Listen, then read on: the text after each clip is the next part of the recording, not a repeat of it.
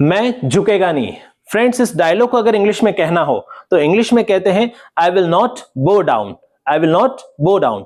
Friends, the work which was done in the past is called past and we can not change the past, but if we change our habits we can change our future.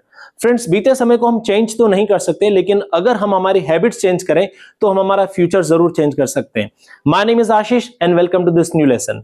Friends, आज हम बात कर रहे हैं future के बारे में, और जब भी हम फ्यूचर के बारे में बात करते हैं माइंड में एक क्वेश्चन जरूर आता है सभी के कि फ्यूचर को बताने के लिए विल आएगा या शैल आएगा, विल आएगा या शैल आएगा। देखिए, यहां दोनों सही है।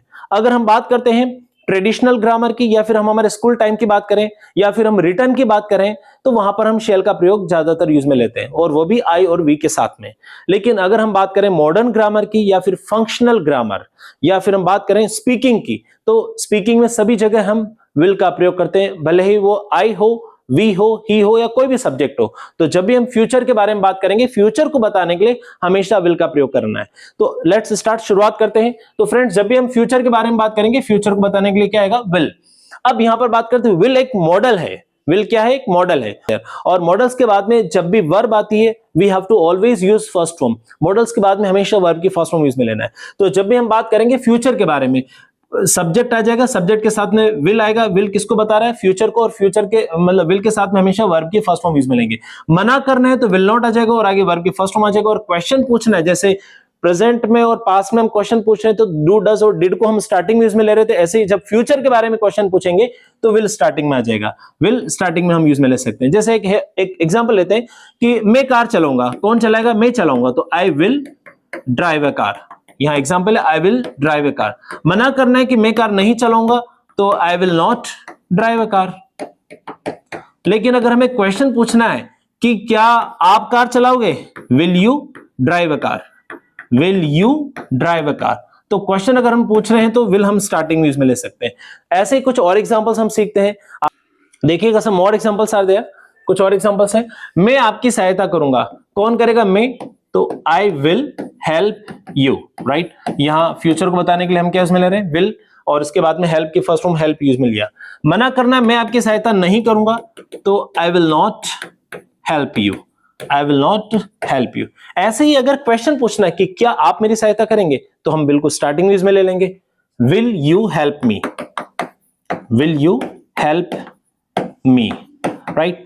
One more example is there. Sanju party देगा। पार्टी देने को हम गिव पार्टी भी कहते हैं, और उससे और बेटर वर्ड है थ्रो पार्टी। स्पीकिंग में थ्रो पार्टी का ज्यादा यूज होता है, right. So we can use Sanju party देगा। तो संजू फ्यूचर को बताने के लिए विल आ जाएगा, और पार्टी देने को हम क्या बोलते हैं? Throw party. तो संजू विल थ्रो पार्टी। अगर हमें मना करना है कि संजू पार्टी नहीं देगा, तो संजू की जगह आप संजू लिख सकते हैं, विल नॉट थ्रो पार्टी। मना करना, Sanju will not throw party. ऐसी एक और एग्जांपल आपके सामने, क्या आप उसके सामने झुकेंगे? पुष्पा झुकेगा नहीं। डायलॉग सुना होगा आपने मूवी का, राइट। क्या आप उसके सामने झुकेंगे? झुकने को इंग्लिश में बोलते हैं बो डाउन। झुकने को इंग्लिश में बोलते हैं बो डाउन। तो क्वेश्चन है, विल स्टार्टिंग में ले लेंगे, will you bow down in front of him. क्या आप उसके सामने झुकोगे?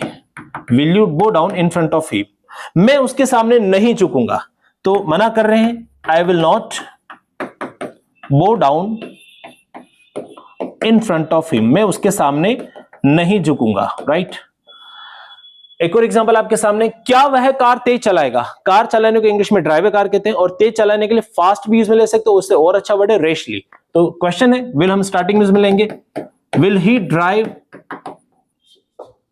Car rashly. क्वेश्चन पूछा विल स्टार्टिंग में, और कार तेज चलाने को ड्राइव रेशली का आप प्रयोग कर सकते हो। हाँ, वो कार तेज चलाएगा, yes. He will drive, he will drive his car, वो उसकी कार को तेज चलाएगा, हिज कार रेशली, वो उसकी कार तेज चलाएगा। मना करना है तो he will not drive car rashly.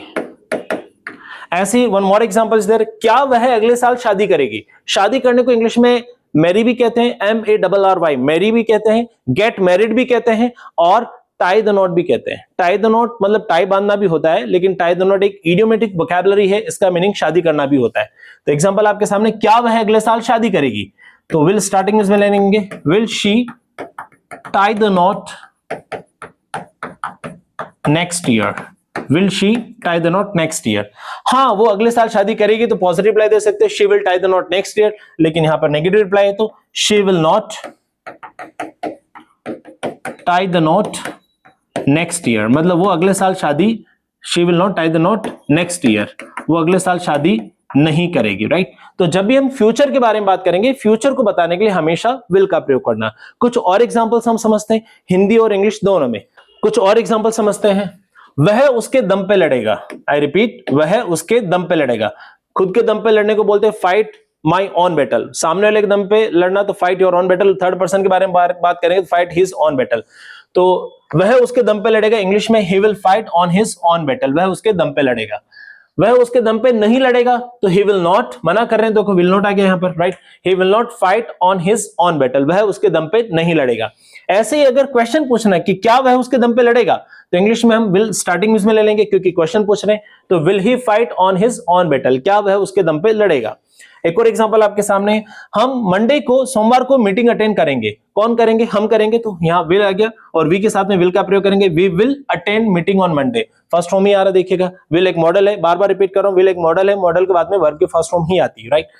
मना करना है, हम मंडे को मीटिंग अटेंड नहीं करेंगे, तो we will not attend meeting on Monday. ऐसे ही अगर क्वेश्चन पूछना है कि क्या हम मंडे को मीटिंग अटेंड करेंगे, तो विल स्टार्टिंग में लेंगे, will we attend meeting on Monday. One more example is there, मैं ईश्वर से प्रार्थना करूंगा, मैं भगवान से प्रार्थना करूंगा, I will pray to God. यहां एग्जांपल है, I will pray to God.